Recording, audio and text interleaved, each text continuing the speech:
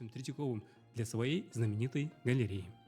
Существует несколько десятков видов азартных игр, но, обращая внимание на археологические исследования, часто можно увидеть развитие нескольких игр.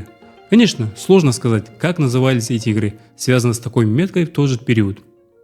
В ранние периоды, бронзовые, железные века, асыки часто встречаются с такими знаками, как проколотые, окрашенные носами. Возможно, первая функция асыка заключалась в том, что она была шестиугольной и имела кубическую форму в связи с ритуальными обрядами. Можно также отметить работу казахстанского художника Евгения Ким из серии «Быт казахов».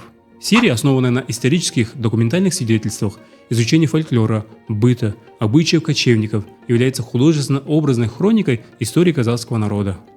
Наши предки, контролировавшие основные торговые пути и создавшие понятие «кочевая цивилизация», проводили свою жизнь, совершенствуя скотоводство и связанные с ним обычаи и традиции. Сегодняшнее поколение обязано сохранить это многовековое наследие. Хотя можно обвинить современные технологии и глобализацию в утрате этих традиций, нам нужно использовать достижения технологий для их возрождения. Однако историко-этнографические исследования содержат мало информации об игре в асык. В интернете тоже немного достоверной информации. Асык есть у всех животных развитой опорно-двигательной системы, но казахи использовали в игре асык овец и коз, реже коров. Асыки верблюдов и лошадей не использовались из-за формы их и размеров.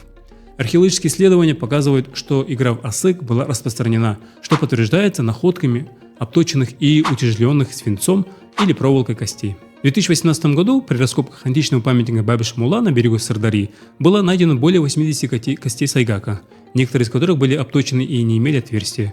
В 2017 году при исследовании средневекового города Жайпах было найдено более 70 костей баранов, некоторые из которых были пробиты. Такие находки встречаются везде, и исследования показывают следующие особенности. Асыки красились красной краской, это захоронение костей и Бабиш-Мула. Были обточены и пробиты все практически памятники. Имели свинцовые утяжелители, это захоронение Талгари и в Таразе. На них были вырезаны узоры поздний палеолит и неолит. Казахский народ связывает много поверий и обычаев с костями животных. Исследователи традиционного казахского искусства Аргамбаев и Хасиманов и другие отмечают высокую ценность обработки костей, но это ремесло не выделялось в отдельную категорию, а было частью других ремесел. Научные мнения об использовании асыков можно разделить на три категории. Для ритуалов – находки в могилах, костях с отверстиями и краской. Следующее – это для игр – обточенные и утяжеленные асыки. И третья категория – это для бытовых нужд – выделка кожи, полировка керамики.